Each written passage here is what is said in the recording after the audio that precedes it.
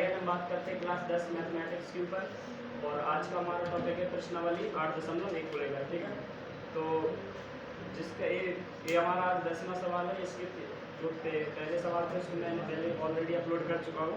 तो आइए आज का हमारा सवाल है, त्रिभुज पी क्यू आर में जिसका कोण क्यू समकोण है, P R plus Q R बराबर 25 सेंटीमीटर और पी क्यू बराबर 5 सेंटीमीटर है, जिसमें हमें मान ज्ञात करने हैं साइन पी, कॉस पी और टेन पी के। ये सवाल बहुत ही आसान है और इसको आइए आसान भाषा में ही समझते हैं, ठीक है। सबसे पहले क्या करेंगे, हम लिखेंगे। और एक खासकर जो कमजोर बच्चे हैं उसको ये वीडियो पूरा ध्यान से देखना, आपको पूरा टॉपिक अच्छे से समझ में आ जाएगा। इसके जो सारे क्वेश्चन है आप प्ले लिस्ट में जाकर देख सकते हो। और चलिए आज इस सवाल को हल करते हैं। सबसे पहले क्या दिया हमको, त्रिभुज पी क्यू आर में। चलिए बच्चों यहाँ पे हम क्या करेंगे, त्रिभुज बना लेंगे।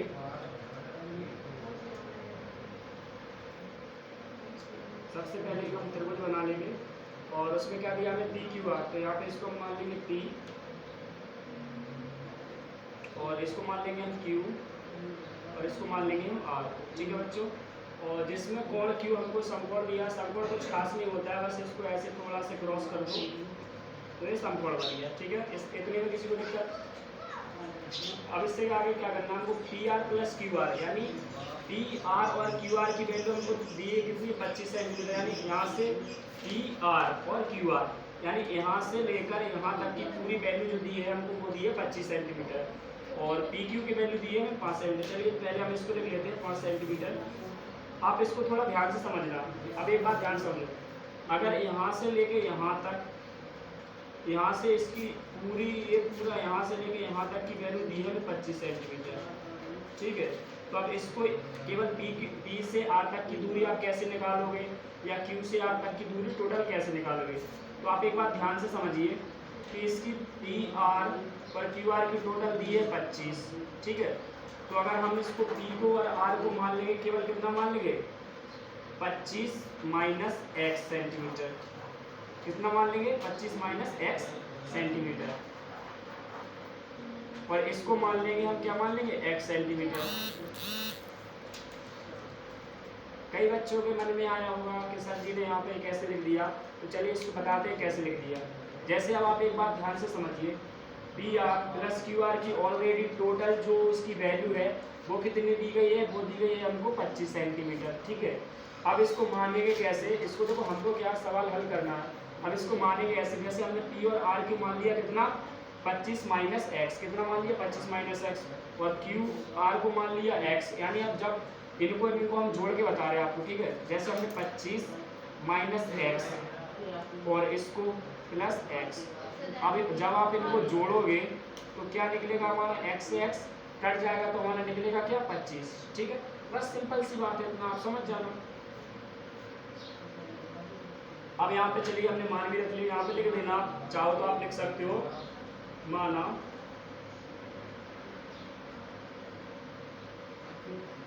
यहाँ से मान लेना माना पी क्यू, इसको ब्रैकेट में चाहो तो आप लंब भी लिख सकते हो, ठीक है। माना पी क्यू यानी ब्रैकेट में लंब बराबर हमको दिया है, कितना दिया है, 5 सेंटीमीटर। और यहाँ से हमको दिया है पी आर। यहाँ से हम मान लेंगे टोटल पी आर बराबर, यानी पी आर हम मान लेंगे कर्ण इसको, कर्ण कितना दिया हमको, 25 माइनस एक्स सेंटीमीटर। और क्यू आर यानी हो जाएगा हमारा आधार कितना दिया हमें, एक्स सेंटीमीटर, ठीक है। चलिए इसको हम आगे हल करेंगे, कैसे हल करेंगे, ठीक है। यहाँ से आप लिख देना पाइथागोरस प्रमेय से, पाइथागोरस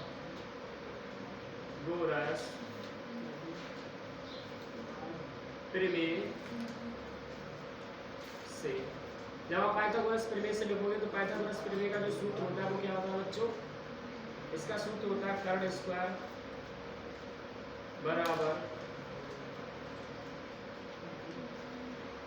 लंब स्क्वायर प्लस आधार स्क्वायर। ठीक है, अब आप ध्यान से देखिए कर्ण यानी कर्ण हमको कितना दिया है, कर्ण हमको दिया है 25 माइनस एक्स, इस पे वर्ग है तो इस पे हम वर्ग चला देंगे। लंब कितना दिया है, लंब दिया है 5, तो इस पे हम क्या करेंगे, वर्ग चला देंगे। प्लस आधार कितना दिया है, आधार हमको दिया है यहाँ पे x, तो यहाँ पे हम x को स्क्वायर कर देंगे। ठीक है, इतने में किसी को दिक्कत?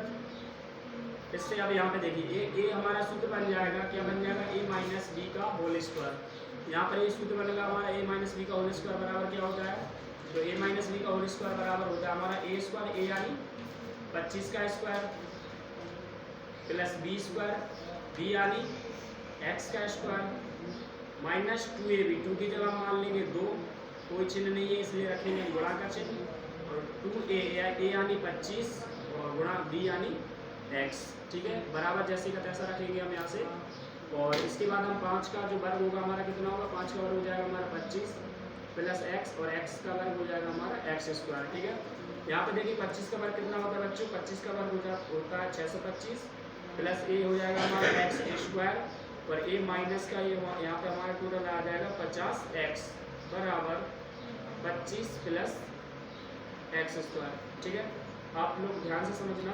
अब यहाँ से कुछ नहीं करना आपको, यहाँ से आप एक काम कीजिए, 625 plus x square minus 50x, यहाँ पे प्लस के 25 से हम बराबर के लिए इस तरफ लाएंगे तो हो जाएगा हमारे माइनस के 25, और ये प्लस के x स्क्वायर इस तरफ लाएंगे तो हो जाएगा हमारे माइनस के x स्क्वायर, उस तरफ रख देंगे हम 0। ठीक है, अब आप यहाँ पे ध्यान से समझिए, 625 है, 625 में से 25 जाएगा तो क्या बचेगा हमारे पास, टोटल बचेगा 600, और ए एक्स स्क्वायर प्लस का और ए एक्स स्क्वायर माइनस का, ए और ए कट जाएगा।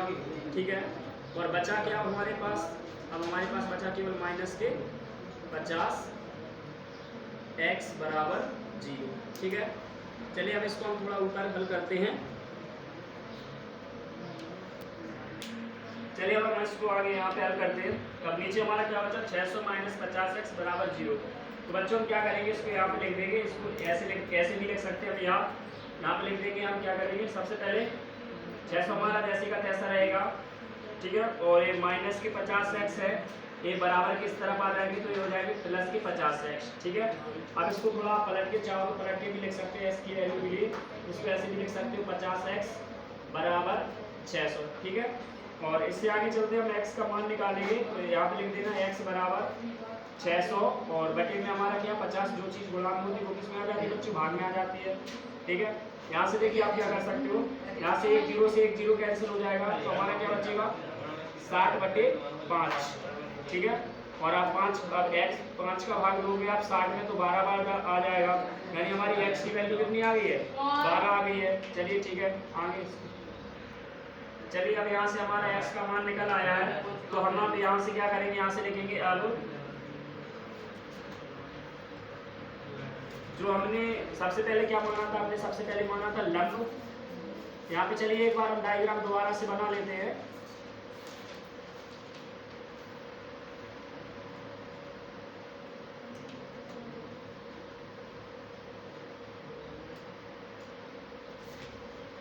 ये था हमारा P, ये था हमारा Q, और ये था R। ये हो गया समकोण, इसकी वैल्यू दी थी 5 सेंटीमीटर, और इसकी दी थी 1 सेंटीमीटर, और इसकी दी थी 25 माइनस 1 सेंटीमीटर। ठीक है, चलिए अब यहाँ से क्या करेंगे आप, यहाँ से आप लिख देना, सबसे पहले क्या करेंगे, यहाँ से हमारे पास जो लंब था, लंब यानी ब्रैकेट में आप लिख देना P और Q। लंब था वो तो हमारा क्लियर था 5 सेंटीमीटर। ठीक है, और जो कर्ण था, कर्ण हमारे पास कितना था बच्चों, कर्ण हमारे पास था, कर्ण यानी PR। कर्ण कितना था हमारे पास, पहले था हमारे पास 25 माइनस x सेंटीमीटर। ठीक है, यानी 25 माइनस x की जगह पे हम रख देंगे, अब कितना 12 रख देंगे। तो हमारा जो कर्ण पहले कितना था, हमारा कर्ण पहले था हमारा 25 माइनस x था, तो इसमें से घटा देंगे तो बचेगा कितना 13 सेंटीमीटर। ठीक है, चलिए लंब भी हो गया क्लियर, हमारा कर्ण भी हो गया। अब क्या निकालना है, हमें आधार निकालना है।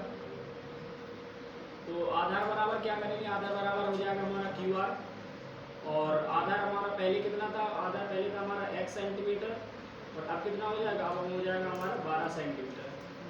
ठीक है बच्चों, अब देखिए आपके पास लंब भी हो गया, कर्ण भी हो गया, आधार भी हो गया। तो अब हमको किस किस के मान ज्ञात करने थे, हमें मान ज्ञात करना था। अब हमको जो मान ज्ञात करने थे उसमें लिखा था, तो यहाँ पे आप लिख देना मान ज्ञात करने पर, मान ज्ञात करने पर मान हमें किस किस के निकालने थे, हमें मान निकालने थे साइन पी, ठीक है, साइन पी। अब देखिए साइन पी का मान कैसे निकालोगे आप, साइन पी का सबसे पहले मान निकालना पड़ेगा आपको। साइन पी बराबर क्या होता है बच्चों, साइन पी बराबर होता है लंब बटे कर्ण। लेकिन आप लोग इस बात को ध्यान से समझना कि साइन पी का मतलब लंब बटे कर्ण भले ही होता है, ये जो हमारा सवाल है वो उसका क्या है, ये हमारा समकोण है। तो समकोण में क्या होता है, समकोण में लंब चेंज हो जाता है। ठीक है, तो यहाँ पे हम क्या करेंगे, डायग्राम बनाएंगे, एक डायग्राम बना लेंगे हम फिर से। ठीक है, इसको मान लेंगे P, इसको मान लेंगे Q और इसको मान लेंगे R। ये हो गया हमारा समकोण। PQ हो गया हमारा 5 सेंटीमीटर, और QR हो गया हमारा, अब पहले कितना था QR यहाँ से हमें मिलेगा 12 सेंटीमीटर, और ये मिलेगा हमको 13 सेंटीमीटर। अब आपको एक बात ध्यान रखनी है, जो भी सवाल अगर समकोण हो तो उसमें लंब हो जाता है चैन। अब यहाँ पे बात हो रही साइन पी, तो साइन पी से हम नया लंब खींचेंगे, तो नया लंब मिलेगा हमारा, जहाँ कहाँ पे मिल रहा है हमको 12 मिल रहा है। तो यहाँ पे आप क्या करना, साइन पी से एक मतलब पी से आप क्या करना, एक लंब खींचना। जो भी आप लंब खींचोगे उसी की सामने वाली भुजा हमारा क्या हो जाएगा, नया लंब बन जाता है। तो हमारा जो नया लंब होगा वो क्या होगा, 12 होगा। ठीक है, और कर्ण में क्या होता है बच्चों, कर्ण, लेकिन आप एक बात ध्यान रखना, केवल समकोण में कर्ण हमारा वही रहेगा जो पहले था, केवल इसमें जो लंब और आधार चेंज हो जाते हैं। कर्ण हमारा ऊपर कितना 13 सेंटीमीटर, तो कर्ण से कोई प्रॉब्लम नहीं, कर्ण तो हमारा 13 ही रहेगा। ठीक है, चलिए इसको हम आगे हल करते हैं। साइन पी का तो हमारा मान आ ही गया है। अब इसमें जो हमें और किए थे, साइन पी के बाद क्या दिया था, साइन पी के बाद क्या दिया था बच्चों, शायद इसमें साइन पी के बाद हमें टेन का मान निकालना था। साइन पी के बाद निकालना था हमें कॉस पी का मान। ठीक है, तो कॉस पी बराबर क्या होता है, कॉस पी बराबर होता है हमारा आधार बटे कर्ण। इसमें कई सिचुएशन आएगी, आप चाहो तो यहाँ पे भी एक डायग्राम बना सकते हो। देखो बनाना हो तो बना लेना, नहीं बनाना तो कोई इशू नहीं है इसमें। ठीक है, बात यहाँ पर P से ही हो रही है, तो आप क्या करना, यहाँ पे P से लाइन खींची भी हुई है, P से नया लंब हमारा बना ही है। तो इसमें देखना आप आधार, सबसे पहले क्या दिया हमें आधार, तो ये तो हो गया हमारा P से लेकर ये 12 तक, तो हो गया हमारा क्या हो गया हमारा लंब। अब इसको हमें आधार कैसे निकालना है, तो जो पहले यहाँ से हो गया हमारा लंब हो गया है, तो आधार होता है हमारा इस तरफ का भुजा, यानी जो होता है नीचे की तरफ, यानी इस तरफ जो हो गया वो हो गया आधार, और उस तरफ हो गया वो हो गया कर्ण, यानी इसमें हमें आधार की जरूरत है।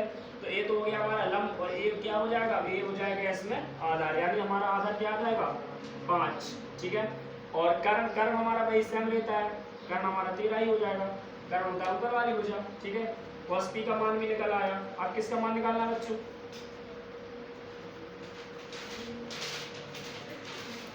इसमें आप शायद इसका tan p का, tan p में भी कुछ खास नहीं है। tan p बराबर होता है हमारा, tan p बराबर होता है हमारा लंब बटे आधार। ठीक है, अब ध्यान समझो, लंब जो हमारा नया लंब है वो क्या है 12 है, और आधार क्या है, आधार हमारा इस तरफ का है यानी 5। ठीक है, इसमें बच्चों आप लोग ध्यान समझिए, हमारे पास इसमें जो हमें ज्ञात करना था, हमें इसमें साइन पी ज्ञात करना था, तो साइन पी की वैल्यू हमारी 12/13 आ गई है। कॉस पी का मान ज्ञात करना था, कॉस पी का 5/13 आ गया। tan पी का मान हमारा इसमें आ गया 12/5। जो हमसे पूछा गया था वो पूरा हल हो गया, बस यहीं पे आप लिख जाओ, यहाँ पे आंसर लिख सकते हो। आपको एक बात और बता दूं, ये सवाल जितने देखने में कठिन लगते हैं, अगर आप उसको बिल्कुल अच्छे से करोगे, मेहनत से, कुछ ज़्यादा कठिन नहीं हो तो बहुत सरल होते। अगर आपको ऐसे ही सवाल और मतलब ऐसे ही, ठीक है, चलिए तो आप यहीं पे अलविदा लेते हैं।